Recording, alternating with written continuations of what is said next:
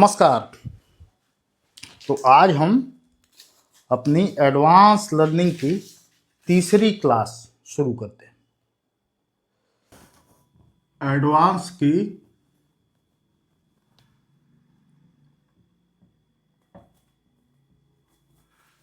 Batch 3 class 3 तीसरी class. आज की जो क्लास है वो षड बल पर आधारित है। षड बल ग्रहों का जब हम कुंडली देखते हैं या किसी ग्रह के फल का आकलन करते हैं तो उसका बल देखा जाता है। बल कैसे देखा जाता है? बल 6 प्रकार से देखा जाता है। इन्हीं 6 प्रकारों को षड बल, षड मतलब 6 और बल मतलब फोर्स, मतलब 6 टाइप की फोर्स, जिसको षड बल कहते हैं। क्या क्या है? पहला है नैसर्गिक बल।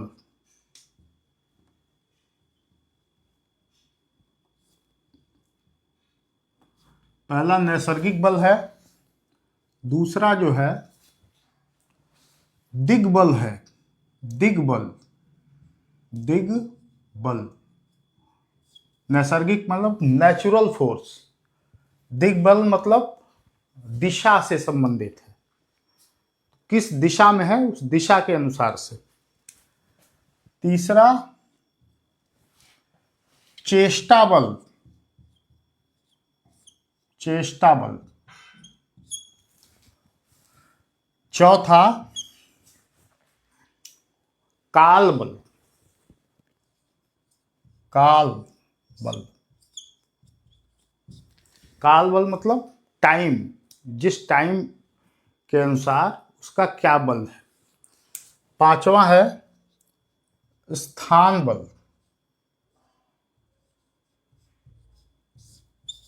स्थान बल। छठवां है दृष्टि बल। ठीक है, पहले नैसर्गिक बल के बारे में जान लेते हैं।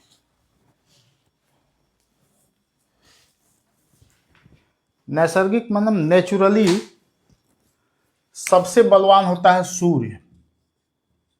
सूर्य कुंडली का सबसे बलवान ग्रह है, इसीलिए किसी भी कुंडली में आजकल लोग कहते हैं शनि कहाँ है, राहु कहाँ है, केतु कहाँ है। सबसे पहले कुंडली में सूर्य को देखा जाता है। दूसरे नंबर पे चंद्रमा होता है। ये सूर्य चंद्र क्रम से सबसे बलवान होते हैं। सबसे नैसर्गिक रूप से सबसे बलहीन शनि होता है। ये आप याद रखें, सूर्य चंद्रमा सबसे बलवान सूर्य, सबसे बलवान चंद्र, सबसे नैसर्गिक रूप से बलहीन शनि होता है। इसको इस क्रम में क्यों लगा है बता देता हूं। शनि से बलवान मंगल होता है, इसीलिए इस तरह से लिखा ताकि आपको आ जाए। मंगल से बलवान बुध होता है। अब दिनों का क्रम मंगल बुध गुरु शुक्र, मंगल बुध गुरु और शुक्र, उल्टा लिखेंगे। याद रखने के लिए आपको बता रहा हूं। सूर्य चंद्र सबसे बलवान, सबसे कमजोर बलहीन शनि होता है। उसके बाद मंगल बुध गुरु शुक्र होते हैं। अर्थात सूर्य सबसे बलवान, उसके बाद चंद्रमा, फिर शुक्र, फिर गुरु, फिर बुध, फिर मंगल और सबसे बलहीन शनि होता है। तो इस बात को हमेशा याद रखें कि जब दो ग्रहों की युति हो तो इनका बल इसी क्रम में देखा जाना चाहिए कि शनि मंगल युति हो तो मंगल वहां पे बलवान होगा, मंगल बुध युति में बुध बलवान होगा, और बुध गुरु युति में गुरु बलवान होगा बुध से।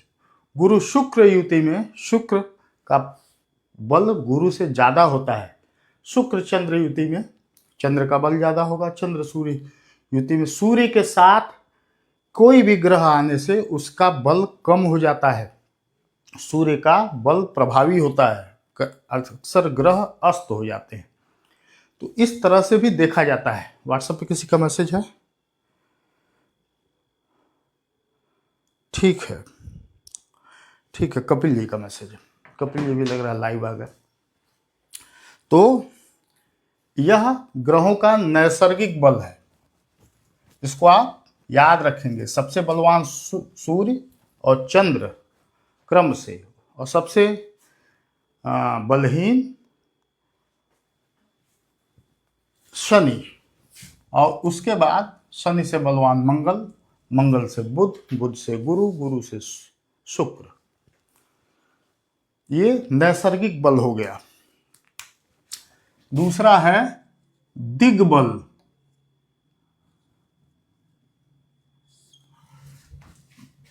दिग्बल यानी दिशा से। तो आप जानते हैं लग्न जो होता है वो पूर्व दिशा होती है, 7वां भाव पश्चिम होता है, चौथा भाव उत्तर होता है और 10वां भाव दक्षिण होता है। ये मैंने आपको पहले भी बताया है।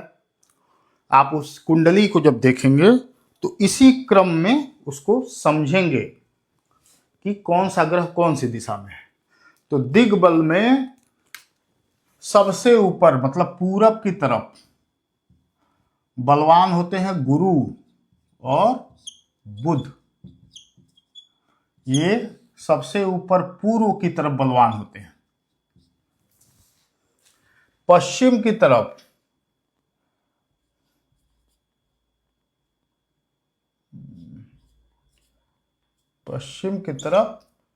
शनि बलवान होता है। अकेला ग्रह शनि जो है वो पश्चिम की तरफ बलवान होता है, यानी 7वें भाव में होता है तो बलवान होता है। उत्तर की तरफ इस दिशा में, ये आप ध्यान रखें कि जैसे वास्तु के नक्शे में उत्तर ऊपर होता है, वैसे कुंडली का जो नक्शा है उसमें पूर्व दिशा ऊपर होती है। उत्तर की तरफ से चंद्रमा बलवान होता है। चंद्रमा इस दिशा में बलवान होता है, और शुक्र भी इस दिशा में बलवान होता है, यानी कुंडली के चौथे भाव में सबसे बलवान होता है। जब दशम दिशा की बात, दक्षिण दिशा की बात करेंगे, जहां पे कुंडली का 10वां भाव होता है, यहां सूर्य और मंगल बलवान हो जाते हैं। तो आपने समझा, पूर्व में गुरु बुध बलवान होते हैं, उत्तर में चंद्र शुक्र बलवान होते हैं, पश्चिम में शनि बलवान होता है, और दक्षिण यानी 10वें भाव में सूर्य और मंगल बलवान होते हैं। इसीलिए 10वें भाव में जिनके मंगल स्थित होता है वो बहुत बलवान मंगल होता है। सूर्य भी अगर वहां स्थित हो जाए तो बलवान सूर्य होता है। 10वें के मंगल वाला जातक जो है वो अत्यंत ऊर्जावान। 10वें मंगल चूंकि ऊर्जा का ग्रह है, इसलिए ऐसा जातक अत्यंत ऊर्जावान होता है। ऐसे जातकों के बारे में कहा जाता है कि 10वें का जातक, 10वें के मंगल वाला जातक, ऐसा माना जाता है कि वह कुलदीपक योग बनाता है। 10वें में सूर्य चूंकि बलवान ग्रह है, 10वें में सूर्य बहुत सारे अच्छे फल देने वाला होता है, लेकिन चूंकि सूर्य की प्रकृति राजसी और क्रूर है, इसलिए 10वें के सूर्य के कुछ मध्यम फल भी होते हैं, जिनको आगे ग्रहों के फल जब मैं बताऊंगा तब मैं आपको बताऊंगा। अभी आप समझें कि 10वें भाव में स्थित सूर्य मंगल बलवान, पूर्व में गुरु बुध बलवान, उत्तर में चंद्र शुक्र बलवान और पश्चिम में शनि बलवान। अब इसका दूसरा पक्ष क्या है कि यदि शनि पूरब दिशा की तरफ बढ़ने लगा तो उसका बल क्रमशः कम हो जाता है। मतलब इन दोनों भावों में थोड़ा कम होगा, इन दोनों भावों में और कम हो जाएगा, यहां तक पहुंचते पहुंचते कम होने लगेगा। अब इससे ऊपर जब होने लगेगा शनि ना, बाकी ये जो 11वें 12वें और लग्न दूसरे तीसरे, इन भावों में जितना ऊपर की तरफ जाने लगेगा उसका बल कम होता जाएगा। ऐसे ही चंद्रमा और शुक्र जब तक इधर रहते हैं तब तक बलवान रहते हैं, जितना इधर जाने लगते हैं उतना कमजोर हो जाते हैं। सूर्य इधर बलवान होता है, इस पूर्व, ये दिन का समय है, दिन में सूर्य इधर रहता है। तो सूर्य दिन में, कुंडली में अगर सूर्य इस भाव के इधर हो तो समझिए दिन में जन्म है, तो सूर्य इधर बलवान होगा और जितना सूर्य इधर जाने लगता है उतना सूर्य का बल कम होने लगता है। यही हाल गुरु और बुध का है। इन दिशाओं में अच्छा प्रभाव देते हैं, इसके नीचे जाने में उनका प्रभाव कम हो जाता है। तो यदि आप जब किसी की कुंडली देखते हैं और देखते हैं कि गुरु इस तरफ है तो समझिए कम बलवान है, बुध इस तरफ है कम बलवान है। इसी तरह सूर्य चंद्रमा और शुक्र जितना इधर होंगे उतने कम बलवान होंगे। तो ये आप आगे समझेंगे। अब नैसर्गिक बल और दिग्बल के बारे में आपको बता दिया। तीसरा बल जो है उसके बारे में बताते हैं। इसको कहते हैं चेष्टा बल। चेष्टा मतलब समझते हैं? चेष्टा मतलब अपने प्रयास से, या चेष्टा मतलब होता है, उसके लिए कोई एक शब्द नहीं मिल रहा है मुझे। चेष्टा मतलब होता है कि बलपूर्वक, विलिंगली, इच्छा शक्ति से, चेष्टा से, हरकतों से बलवान होना। तो चेष्टा बल के अनुसार आप देखेंगे तो वक्री ग्रह बलवान होता है। वक्री ग्रह ये हमेशा मार्गी ग्रह से बलवान होता है। चंद्रमा के साथ युक्त हो ग्रह, चंद्रमा से युक्त हो ग्रह तो उसका बल बढ़ जाता है। जैसे मैंने बताया सूर्य से युक्त होने पे ग्रह का बल कम होता है, सूर्य अक्सर अस्त कर देता है। अच्छा, तो अगर कोई ग्रह वक्री होगा तो बलवान होगा, और चंद्रमा से युक्त होने पे उस ग्रह का बल बढ़ जाता है। ये 5 ग्रहों के बारे में है। सूर्य चंद्रमा से युक्त होकर बलवान नहीं होता है। ये 5 ग्रहों के बारे में, मंगल, बुध, गुरु, शुक्र और शनि, ये इन पे ये दोनों नियम, मंगल, बुध, गुरु, शुक्र, यही वक्री होते हैं या यही मार्गी होते हैं। तो इन्हीं 5 पे ये बात अप्लाई होती है। सूर्य और चंद्रमा चूंकि न कभी वक्री होते हैं तो इसलिए उन पे ये बात अप्लाई नहीं होती है। दूसरी चीज, चेष्टा बल और कैसे देखते हैं? सूर्य उत्तरायण होने पर बलवान होता है और चंद्रमा भी उत्तरायण होने पर बलवान होता है। सूर्य चंद्र उत्तरायण जब चलते हैं तब बलवान होते हैं। जैसे उत्तरायण अर्थात मकर से लेके और कर्क राशि तक, मकर से कर्क राशि में जब चलते हैं तब बलवान होते हैं, और सिंह से और मकर राशि तक, मतलब सिंह मकर राशि, सिंह से चंद्र मतलब कर्क राशि खत्म होने सिंह से दक्षिणायन हो जाते हैं तो इनका बल कम हो जाता है। इसको चेष्टा बल कहा जाता है। तो आपने देखा कि सूर्य मतलब कर्क राशि में ज़्यादा बलवान होता है, सिंह राशि से उसका बल कम होने लगता है।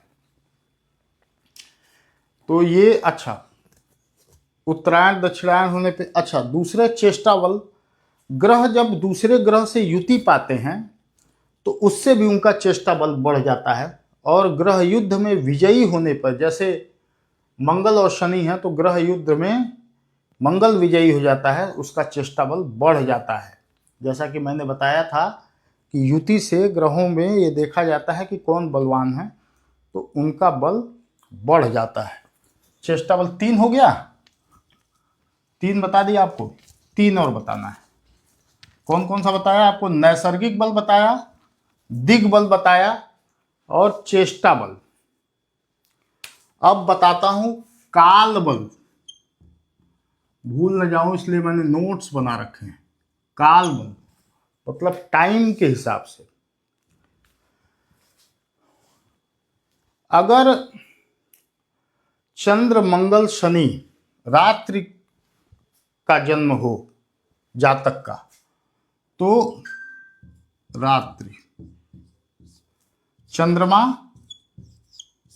मंगल और शनि, ये रात्रि में इनका बल बढ़ जाता है। रात्रि में जन्म हो तो चंद्रमा बलवान होता है, और दिन में जन्म हो तो इनका बल कम हो जाता है। ये रात्रि बली है। और दिन में अगर दिन में अगर जन्म हो जातक का, तो सूर्य, गुरु और शनि, शुक्र, शनि लिख दिया, सूर्य, गुरु और शुक्र,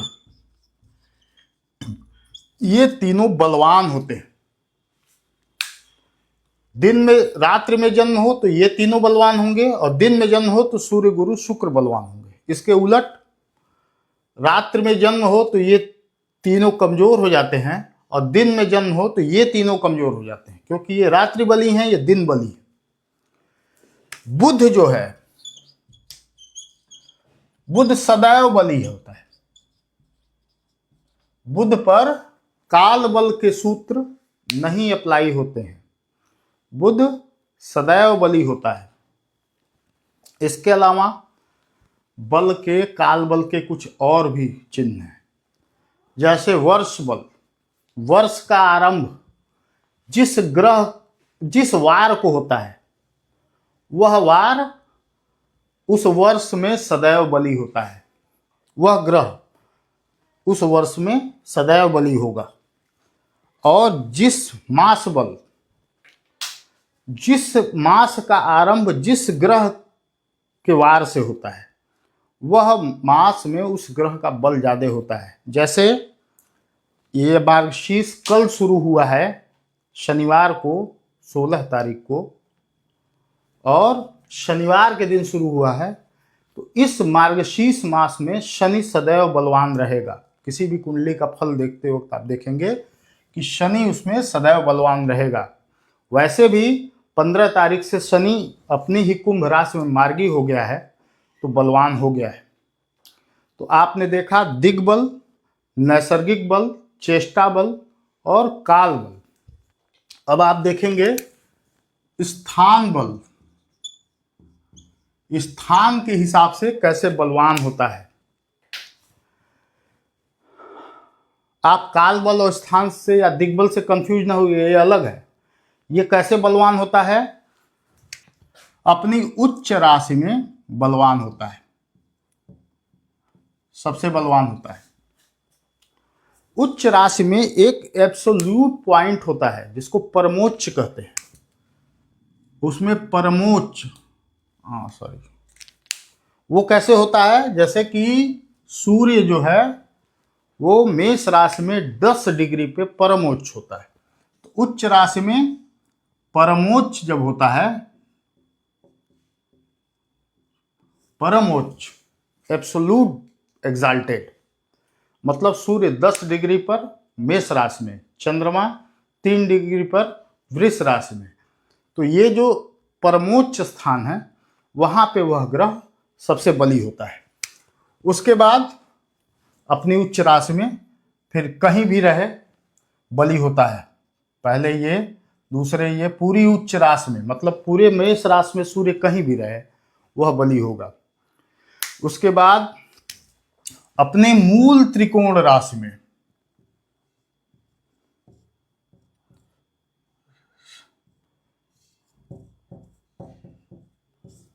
मूल त्रिकोण राशि में बलवान होता है।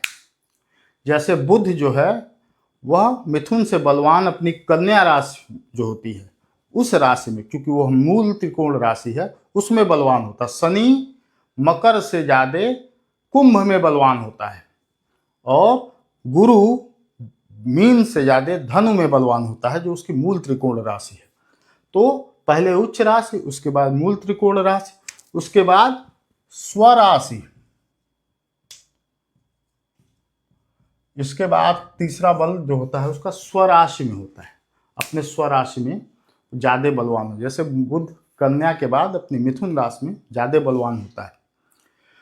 इसके बाद देखते हैं दृष्काण में। किस दृष्काण में, ये अभी आप नहीं समझेंगे। दृष्काण सप्तमांश, त्रिशांश, नवमांश, इसका बल देखते हैं। नवमांश में बली होगा तो और बली, इसको स्थान बल कहा जाता है।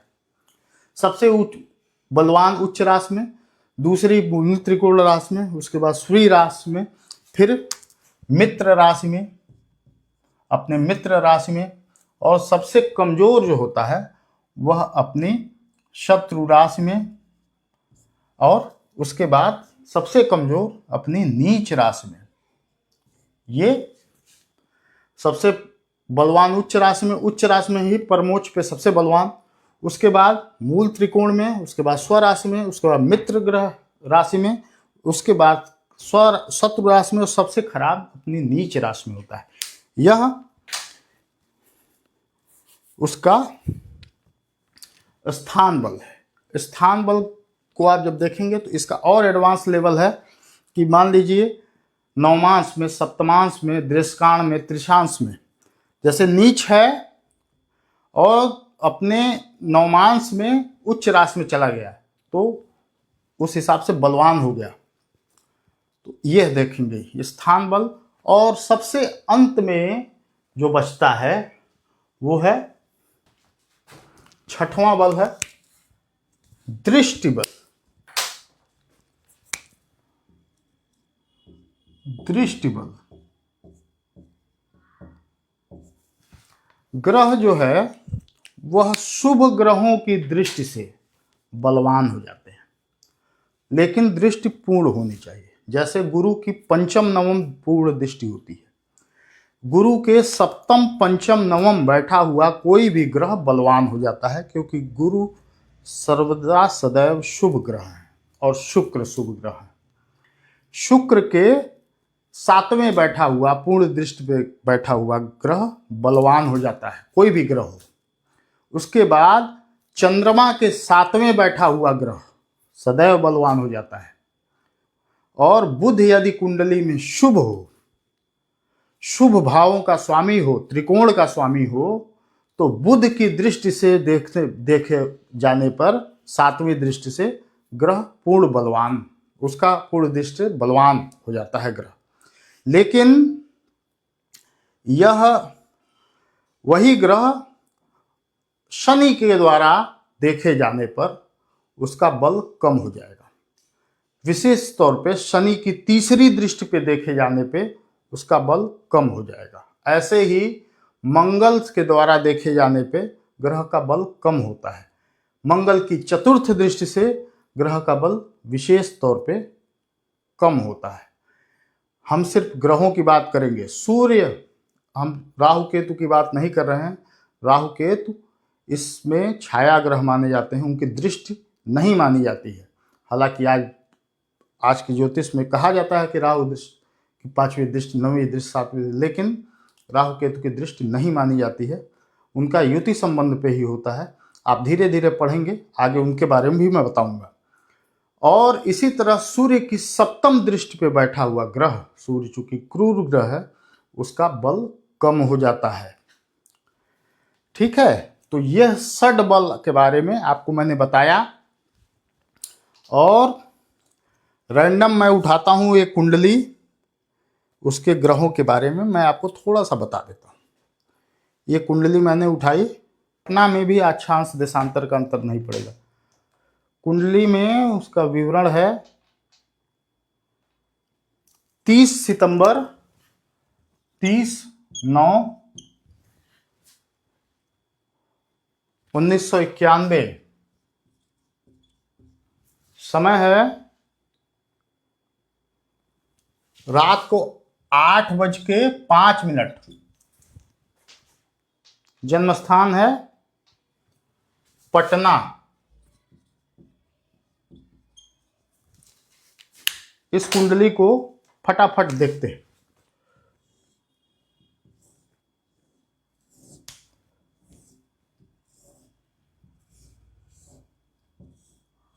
ये वृष लग्न की कुंडली बन रही है।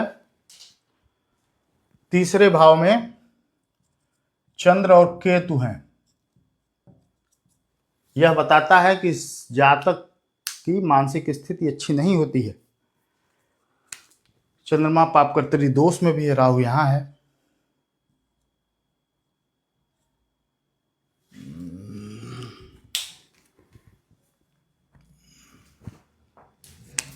राहु यहां है। अन्य ग्रह कहाँ है? सूर्य, शुक्र और गुरु। 3 हो गया, 4, 5। यहाँ शुक्र और गुरु हैं, और सूर्य मंगल बुध, सूर्य मंगल बुध यहाँ है। और कोई ग्रह बच रहा है? शनि यहाँ है। 10। शनि स्वराशि का है। 6, 7, 8, 9, 10, 11, 12, 1। अब आप इसमें देखें, मैं बताता हूं, इसको ध्यान से देखिएगा।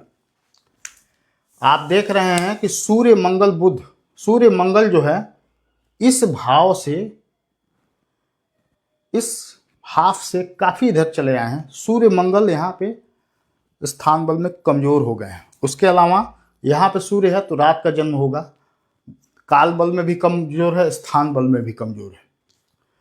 और लेकिन सूर्य अपने मित्र बुध की राशि में है, इसलिए इस हिसाब से उसका बल ठीक है। लेकिन मंगल बुध की राशि में, शत्रु राशि में आने के उसका बल कम हो गया है।